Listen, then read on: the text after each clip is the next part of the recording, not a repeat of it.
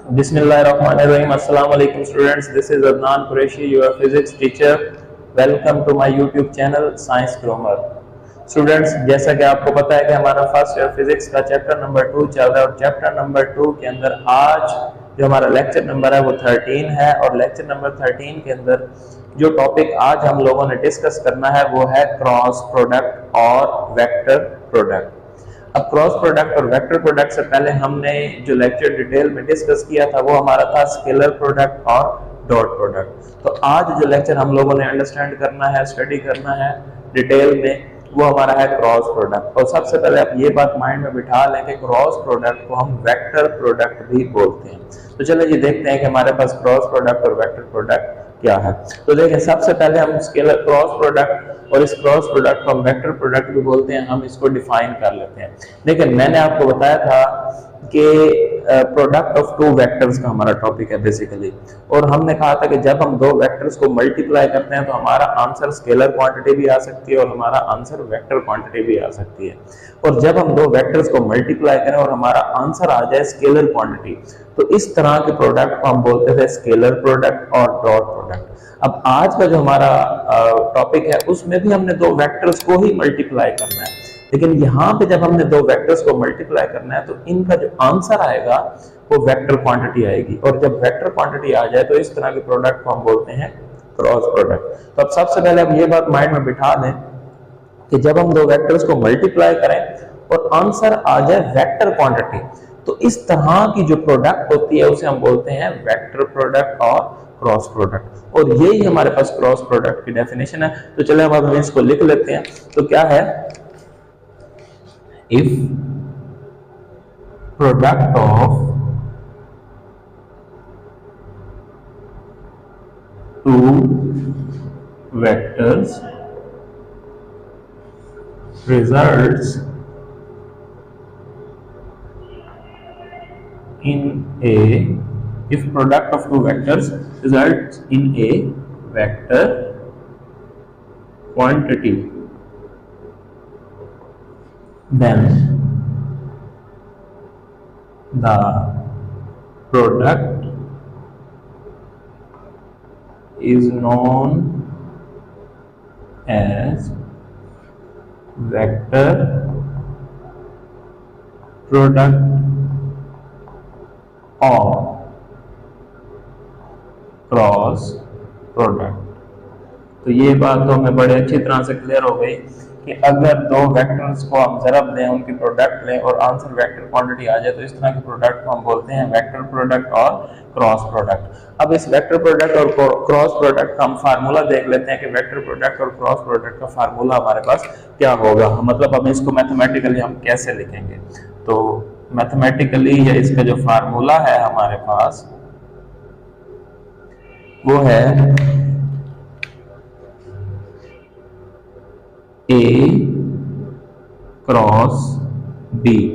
अच्छा, ये ख्याल करना है, इसमें हम डॉट प्रोडक्ट में हम बीच में डॉट लगाते थे, क्रॉस प्रोडक्ट में हम नहीं, यहाँ पे बीच में क्रॉस लगाना है। इसका मतलब है मल्टीप्लिकेशन है, उसका मतलब है मल्टीप्लिकेशन था। अब इसमें यह है कि हम डिफरेंशिएट करने के लिए इसमें यहाँ पे डॉट के बजाय क्रॉस लगाते हैं, और इसी वजह से भी हम इसको क्रॉस प्रोडक्ट भी बोलते हैं, और उसके साथ साथ इसको वेक्टर प्रोडक्ट भी बोलते हैं क्योंकि आंसर जो है वो वेक्टर क्वांटिटी आती है। अब A क्रॉस B में हमने एक बात याद रखनी है, ये इक्वल होता है AB साइन थीटा। अब यहाँ पे ये बात बड़े अच्छे तरीके से क्लियर कर ले कि डॉट प्रोडक्ट और स्केलर प्रोडक्ट में हमारे पास यहाँ पे कॉस थीटा आया था और यहाँ पे हमारे पास साइन थीटा आ रहा है। तो ये एक सबसे बड़ा डिफरेंस है कि उसमें हमारे पास b cos थीटा लेते थे, इसमें हमारे पास b साइन थीटा है। और यही हमारा डिफरेंस है कि उसमें हम साइन cos थीटा को इंपॉर्टेंस दे रहे थे, इसमें हम साइन थीटा को इंपॉर्टेंस दे रहे हैं। तो स्केलर प्रोडक्ट और डॉट क्रॉस प्रोडक्ट में ये एक बिग डिफरेंस है। और उसके साथ साथ आप देखें, a भी एक मैग्नीट्यूड है, b भी एक मैग्नीट्यूड है और साइन थीटा भी एक मैग्नीट्यूड है। और हमने ये पढ़ा है कि इस केस में हमारा जो आंसर आता है वो कौन सी क्वांटिटी आती है, वेक्टर क्वांटिटी। तो इसका मतलब है यहाँ पे हमें डायरेक्शन बताने के लिए भी कोई ना कोई चीज यूज करनी पड़ेगी, और डायरेक्शन को बताने के लिए फिर हम जो यूज करते हैं वो हमारा है n यूनिट वेक्टर। तो यहाँ पे अब ये n यूनिट वेक्टर जो है ये डायरेक्शन ऑफ द रिजल्टेंट बता रहा है। तो अब यहाँ पे हम कह देते हैं कि क्या है कि हमारे पास n क्या है, n is a unit vector. सबसे पहले तो अब ये चीज समझ लें कि n हमारे पास क्या है, एक यूनिट वेक्टर है एंड इट गिव्स, और ये हमें क्या देता है, it gives the direction of A cross B। तो ये हमें किसकी डायरेक्शन देता है, जो हम A क्रॉस B की प्रोडक्ट लेते हैं ना उसकी डायरेक्शन देता है, रिजल्टेंट की डायरेक्शन देता है। और दूसरी बात, it is always perpendicular to the plane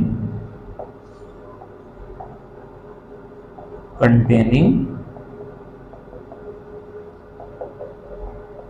A and B। तो ये बात भी आपने बड़े अच्छे से समझनी है कि ये हमेशा यूनिट वेक्टर जो होता है इसकी डायरेक्शन हमेशा उस प्लेन के परपेंडिकुलर होती है जिसमें A और B मौजूद होते हैं। तो देखिए हमारे पास अगर एक वेक्टर A है और दूसरा वेक्टर B है और उन दो वेक्टर्स के दरमियान एंगल जो है वो अगर थीटा है, तो जो उनका रिजल्टेंट वेक्टर बनेगा वो कुछ यूं बनेगा, ये उनका रिजल्टेंट वेक्टर होगा और ये किसके इक्वल होगा, A क्रॉस B के। और इसी को हम n यूनिट वेक्टर भी कह सकते हैं, n यूनिट वेक्टर। आपकी मर्जी n यूनिट वेक्टर बोल दें या A क्रॉस B बोल दें, क्योंकि ये डायरेक्शन बता रहा है। अब यहाँ पे आप ये बात बड़े अच्छे तरीके से क्लियर कर लें कि यहाँ पे जो हमारे पास ये जो A B है, क्योंकि इसको व्हाइट बोर्ड पे मैंने यूं बनाया हुआ है तो ये असल में यूं नहीं है। सबसे पहले ये बात क्लियर कर लें कि ये A B यूं नहीं है, ये बेसिकली यूं है इस तरह से, और ये जो A क्रॉस B है उसके ऊपर यूं है। तो पहले तो अब ये चीज क्लियर कर लें, क्योंकि व्हाइट बोर्ड में मैं इसको यूं बना नहीं सकता तो मैंने यूं बनाया हुआ है, असल में ये यूं है और ये जो है ये उसके ऊपर यूं रिजल्टेंट A क्रॉस B यूं है। अब देखें फॉर एग्जांपल वो कह रहा है n is a unit vector, it gives the direction of A cross B, it is always perpendicular to the plane containing A and B। मतलब ये आपके पास A है, ये आपके पास B है और ये एक प्लेन है, जिस प्लेन में आपके पास A और B मौजूद है ना, इन दोनों का जो रिजल्टेंट है जिसे A क्रॉस B कह रहे हैं या n यूनिट वेक्टर कह रहे हैं, वो इन दोनों के क्या है, परपेंडिकुलर है और उस प्लेन के भी परपेंडिकुलर है जिनमें ये दोनों मौजूद हैं। तो ये बात आप अच्छे तरीके से क्लियर कर लें कि जो रिजल्टेंट वेक्टर है वो दो वेक्टर जिस प्लेन में मौजूद होंगे उनके हमेशा क्या होगा, परपेंडिकुलर होगा। दूसरे अल्फाज में उस प्लेन के भी क्या होगा, परपेंडिकुलर होगा। तो ये बात आप अच्छे तरीके से क्लियर कर लें। अब यहाँ पे बच्चे कहते हैं कि सर हमें कोई ऐसा रूल बताएं जिससे हम ना A क्रॉस B जो रिजल्टेंट वेक्टर है उसकी डायरेक्शन फाइंड आउट कर सकें, हम आसानी से डायरेक्शन फाइंड आउट कर सकें। तो डायरेक्शन फाइंड आउट करने के लिए हमारे पास एक बहुत ही जबरदस्त रूल है और उसको हम बोलते हैं राइट हैंड रूल। तो अब हम समझते हैं कि what is right hand, right hand rule. अब ये राइट हैंड रूल करता क्या है, ये बेसिकली हमें A क्रॉस B की डायरेक्शन बताता है, या दूसरे अल्फाज में ये हमें n यूनिट वेक्टर की डायरेक्शन बताता है कि जब हम A क्रॉस B लेंगे तो उनका जो रिजल्टेंट आएगा उसकी डायरेक्शन क्या होगी। अब यहाँ पे देखें सबसे पहले हम वही वेक्टर बनाते हैं, हम कहते हैं जी हमारे पास एक वेक्टर A है और एक वेक्टर B है, A और ये B और ये उनके दरमियान एंगल थीटा। अच्छा यहाँ पे एंगल दो तरीकों से बन सकता है, A और B के दरमियान ये वाला एंगल स्मॉलर एंगल भी बन सकता है और A और B के दरमियान ये वाला ग्रेटर एंगल भी बन सकता है। लेकिन आपने अच्छे तरीके से माइंड में बिठा लें, क्रॉस प्रोडक्ट और डॉट प्रोडक्ट के अंदर हमेशा आपने स्मॉलर एंगल लेना है जो A और B के दरमियान में होगा, इसलिए हमने ये वाला एंगल नहीं लेना। तो इस बात को भी क्लियर कर लें कि हमेशा आपने शॉर्टर एंगल लेना है। अब देखिए हमारे पास ये है, अब इनका जो रिजल्टेंट बनेगा वो आपको पता है कि ये वाला वेक्टर बनेगा और ये क्या है, A क्रॉस B, या फिर इसको हम कह सकते हैं n यूनिट वेक्टर। तो अब जाहिर बात है इन दोनों का रिजल्टेंट है ये, फिर मैं वही बात बता दूं आपको कि हमारे पास क्या है कि ये दोनों यूं नहीं है बल्कि यूं है और ये वाला वेक्टर उसके ऊपर यूं है। तो अब हम इसकी डायरेक्शन अगर हम फाइंड आउट करना चाह रहे हैं राइट हैंड रूल को यूज करते हुए रिजल्टेंट की, तो हमने किस तरह से फाइंड करनी है। अगर आप A क्रॉस B ले रहे हैं तो A को B की तरफ कर्ल करेंगे और अगर आप B क्रॉस A ले रहे हैं तो B को A की तरफ कर्ल करेंगे और अपने थंब को इरेक्ट रखेंगे और वो इरेक्ट थंब जो है वो आपको डायरेक्शन ऑफ रिजल्टेंट वेक्टर बताएगा। क्या मतलब है, मैं कहता हूं कि हमने ए क्रॉस बी की डायरेक्शन फाइंड करनी है, तो ए क्रॉस बी की डायरेक्शन फाइंड करनी है, तो वो कहता है curve the fingers of your right hand from A to B. ये ए है, ये बी है, ए से बी की तरफ हमने अपने फिंगर्स को कर्ल करना है और थंब को इरेक्ट करना है। तो थंब जो है वो direction of the resultant vector, मतलब ए क्रॉस बी या एन यूनिट वेक्टर की डायरेक्शन बताएगा। तो देखिए वो कहता है curve the fingers of your right hand from A to B and erect thumb will gives the direction of resultant vector और एन यूनिट वेक्टर और ए क्रॉस बी। और ये भी साथ जरूर बताना थ्रू शॉर्टर एंगल, क्योंकि मैंने आपको दो एंगल बताए, एक ये वाला और एक ये वाला। हमेशा इसको क्या करना है, शॉर्टर एंगल से कर्व करना है। तो देखें अब इस डेफिनेशन को हम लिख लेते हैं राइट हैंड रूल। तो वो कहता है curl the fingers of your right hand through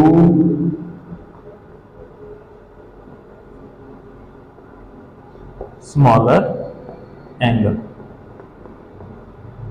and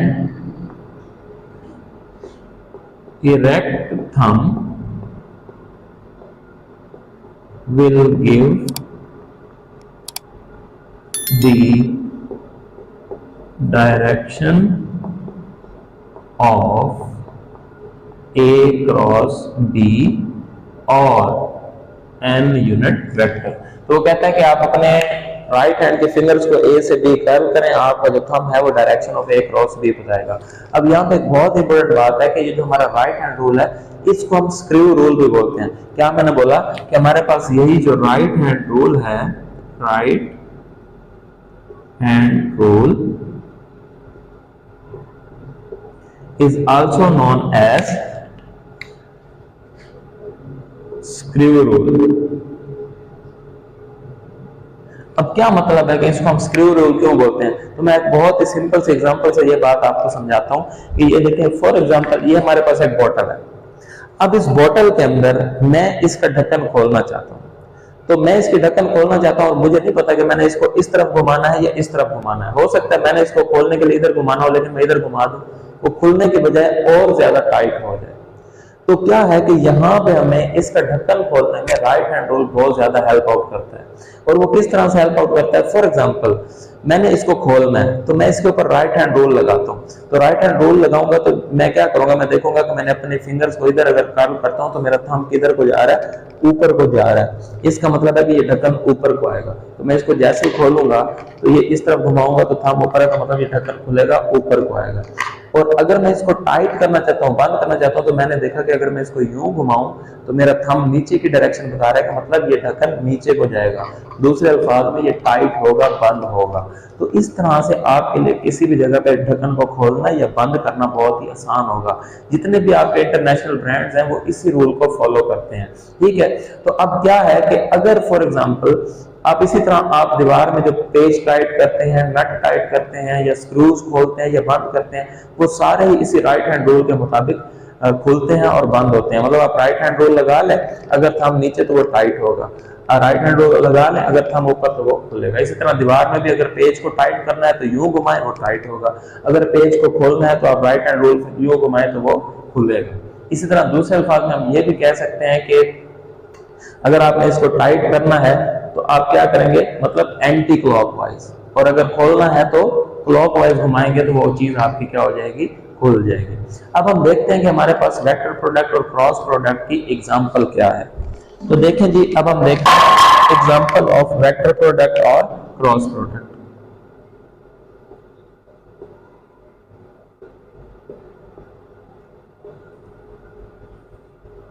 तो हम कहते हैं जी torque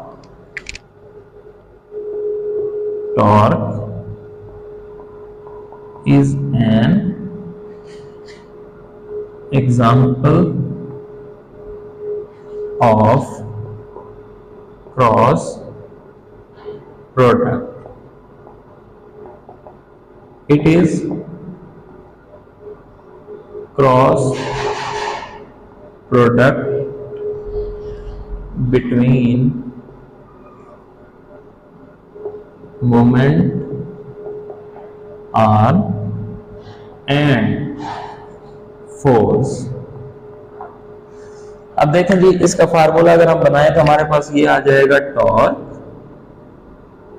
is equal to R cross F, और इन पे वेक्टर का साइन लगाना है। और आपको पता है क्रॉस प्रोडक्ट का आंसर भी वेक्टर होता है, तो इस टॉर्क के ऊपर भी आपने एरो लगाना है, जिसका मतलब है कि ये क्या है, ये एक वेक्टर प्रोडक्ट है। तो इस तरह से हमारा वेक्टर प्रोडक्ट और क्रॉस प्रोडक्ट का जो टॉपिक है वो कंप्लीट हो गया। अब यहाँ पर हम एक दो इंपॉर्टेंट एमसीक्यूज हैं, उनको हम डिस्कस करते हैं। तो देखें, सबसे पहले at what angle dot and cross product are same. वो कहता है कौन सा एंगल है जहां पे आपकी डॉट प्रोडक्ट की वैल्यू और क्रॉस प्रोडक्ट की वैल्यू सेम आती है। तो पहले हम इनके फार्मूलाज लिख लेते हैं। तो देखिए, हमारे पास जो डॉट प्रोडक्ट है उसका फार्मूला क्या था, A dot B is equal to A B sine of A B cos theta. अगर हम बात करें ए क्रॉस बी की, तो ए क्रॉस बी का आंसर क्या आता है, A B sine of theta. तो देखें, हमारे पास ए बी के तो इक्वल होगा। अब हम चाहते हैं कि कौन सा ऐसा एंगल है जिस पे cos थीटा की वैल्यू और sin थीटा की वैल्यू सेम। तो हमने पढ़ा हुआ है कि cos 45 भी 1/√2 होता है और sin 45 भी 1/2 आता है। तो इसका मतलब ये है कि यहाँ से हमें ये पता चलता है कि अगर हम 45 का एंगल दें तो हमारे पास a डॉट बी और a क्रॉस बी की वैल्यू सेम आती है। लेकिन यहाँ पे आप एक बात बोल रहे हैं कि हमारे पास जो क्रॉस प्रोडक्ट का आंसर होता है वो वेक्टर क्वांटिटी होती है और डॉट प्रोडक्ट का जो आंसर होता है वो स्केलर क्वांटिटी होती है। तो अब यहाँ पे हम लगाना भूल गए थे, तो इसके साथ हमने n यूनिट वेक्टर भी बताना है। बेशक ये सेम आ जाए, लेकिन ये एक वेक्टर है, ये एक स्केलर है, तो ये कभी भी सेम नहीं हो सकते। तो इसलिए हमारे पास इसका आंसर बनेगा नॉट पॉसिबल। लेकिन हाँ, अगर वो यहाँ पे एक कंडीशन लगा दे, at what angle magnitude of dot and cross product are same, अगर वो कह दे कि मैग्नीट्यूड, हाँ, फिर आप कह सकते हैं कि क्योंकि ये मैग्नीट्यूड का मतलब फिर हम सिर्फ मैग्नीट्यूड लेंगे, वेक्टर नहीं लेंगे, तो फिर sin 45 भी और cos 45 इन दोनों पे वैल्यू सेम आती हैं, दोनों ही ए बी के इक्वल होंगे, तो दोनों आपस में इक्वल होंगे। तो इस तरह का केस आ जाए तो फिर हम कहेंगे कि हमारा आंसर जो है वो क्या होगा, 45 होगा। तो इस तरह से ये हमारा क्रॉस प्रोडक्ट का टॉपिक जो है ये बड़ा इंपॉर्टेंट टॉपिक था, ये आज हमने कंप्लीट कर लिया है। तो अब इंशाल्लाह नेक्स्ट लेक्चर में हम स्टडी करेंगे कैरेक्टरिस्टिक्स ऑफ क्रॉस प्रोडक्ट। तो चैनल के साथ कांटेक्ट में रहने के लिए चैनल को सब्सक्राइब जरूर कर लें, बेल आइकन के बटन को जरूर प्रेस कर लें, ताकि मेरी आने वाली हर वीडियो आप लोगों तक पहुंच सके। और नेक्स्ट लेक्चर तक के लिए अल्लाह हाफिज।